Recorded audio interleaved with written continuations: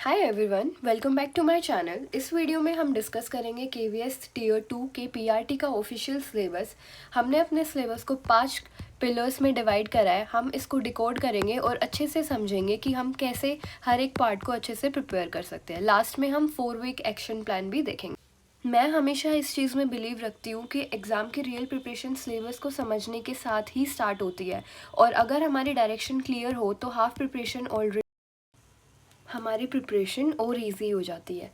तो हम अपने सिलेबस को 5 पार्ट्स में डिवाइड करेंगे, जिसमें हमारा फर्स्ट पार्ट या फर्स्ट पिलर होगा English, then Hindi, then maths, then EVS, जिसके अंदर हमारे हिस्ट्री, इकोनॉमिक्स, पॉलिटिक्स ये सब आ जाएंगे, ठीक है। और लास्ट पार्ट होगा होलिस्टिक एजुकेशन, जिसमें आर्ट एजुकेशन और फिज़िकल एजुकेशन भी आ जाएगी। आर्ट के अंदर विजुअल और फिज़िकल के अंदर योगा वगैरह, ठीक है।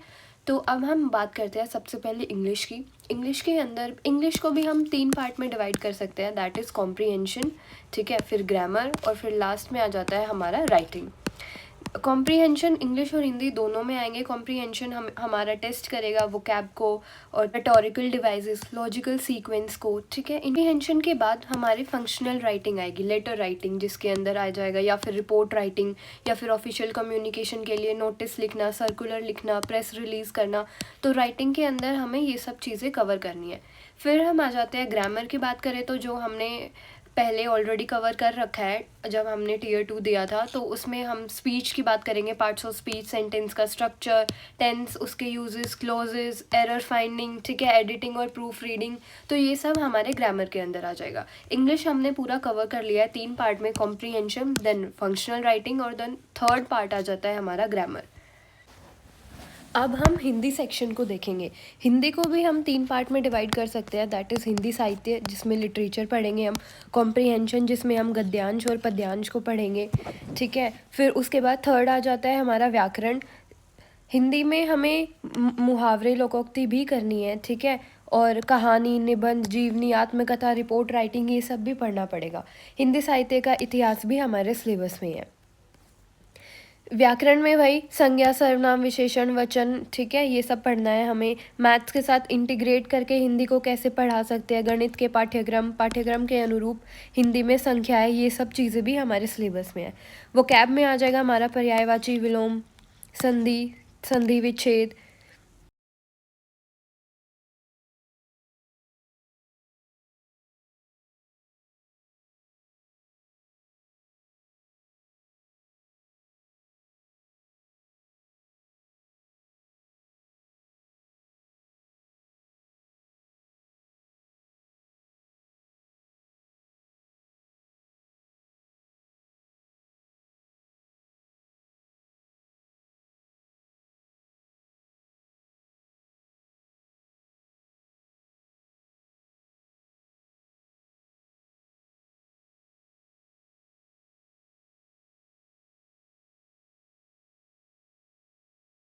उसके बाद मैथ्स में दूसरा पार्ट आता है हमारा एप्लीकेशन बेस्ड मैथ्स जो होती है, जैसे कि मेजरमेंट के कंसेप्ट्स, ठीक है, और फिर उसके बाद टाइम से रिलेटेड कंसेप्ट जैसे time, speed, distance, arithmetic maths, profit loss, percentage, ratio, average.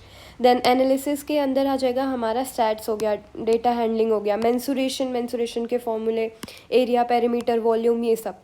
तो मैथ्स में हमने पूरा अरिथमेटिक पढ़ना है, ठीक है, और हमें मेंसुरेशंस के भी कुछ क्वेश्चंस देखने हैं। बेसिकली ये भी हम एनसीईआरटी से कवर कर सकते हैं पूरी मैथ्स। फिर एनवायरमेंटल स्टडीज़ में हमें 6 थीम्स ऑफ ईवीएस पढ़नी है, ठीक है। फिर हमें एनिमल्स, ह्यूमन बींग्स, प्लांट्स के बारे में पढ़ना है, इकोसिस्टम के बारे में पढ़ना है, एनवायरनमेंट, उसका impact, life around us, weather, climate, इन सब चीज़ों को भी कवर करना है। लास्ट में हम physical science, that is magnet, material, methods of separation, जो कि 9th-10th की साइंस की बुक में गिवन है, ये भी कवर करना है। अब उसके बाद आ जाता है हमारा अगला पार्ट जो कि ईवीएस के अंदर ही इंक्लूडेड है, जिसमें हम इंडियन हेरिटेज, हिस्ट्री और सिविक्स को पढ़ेंगे। ज्योग्राफी भी इंक्लूडेड है, जिसमें हम लैंडफॉर्म्स को पढ़ेंगे, रिसोर्सेज पढ़ेंगे, जो कि 9th क्लास की बुक में है। सिविक्स में भी हम डेमोक्रेसी, कॉन्स्टिट्यूशन को पढ़ेंगे। हिस्ट्री में भी हम Indus Valley civilisation, heritage, cultural heritage, traditions, इन सब को पढ़ेंगे। लास्ट आ जाता है हमारा visual arts and creative expression. अगर आप लोगों ने DSSB की तैयारी करी होगी तो उसमें भी हमने पढ़ा था विजुअल आर्ट्स के बारे में, और फिज़िकल एजुकेशन के बारे में भी पढ़ा था, तो उसी से हमारा ये कवर हो जाएगा, जिसमें हमें कलर्स को पढ़ना है, visual art, performing art, paper craft, इन सब को पढ़ना है। फिज़िकल एजुकेशन में हमें योगा के बारे में पता होना चाहिए, डाइट, फर्स्ट एड के बारे में, स्पोर्ट्समैनशिप के बारे में, community games, then fundamental skills क्या होती है इन गेम्स की, जैसे बैडमिंटन की, फुटबॉल, कबड्डी, ये सब हमने DSSB NIUS में पढ़ रखा है। तो अब हमें पढ़ने के लिए क्रॉस डिसिप्लिनरी अप्रोच को यूज़ करना पड़ेगा। हम सेपरेट करके हर एक सब्जेक्ट को नहीं पढ़ सकते। हम लैंग्वेज को साथ में पढ़ सकते हैं, लैंग्वेज को इंटीग्रेट करके पढ़ सकते हैं EVS के साथ, मैथ्स को और EVS को भी इंटीग्रेट करके पढ़ सकते हैं। देन हमें सारे सब्जेक्ट साथ लेके चलने पड़ेंगे। लास्ट में हमारे पास बस 4 वीक बचते हैं, ठीक है। तो आपको ये अपने अकॉर्डिंग ही वीक वाइज प्लानिंग बनानी है। You can take screenshot of this, जिसमें आप फर्स्ट वीक को डिसाइड करोगे, सेकेंड वीक, थर्ड और फोर्थ वीक की पहले वीक में आपको किन 2 टॉपिक्स को ज़्यादा फोकस देना है, या 2 सब्जेक्ट्स को, फिर बाकी 2 सब्जेक्ट्स, और लास्ट में हम सिर्फ मॉक टेस्ट और रिविजन्स पर फोकस देंगे। तो लास्ट वाला हमारा वीक है वो सिर्फ हमारे मॉक टेस्ट के लिए हम रिजर्व रखेंगे।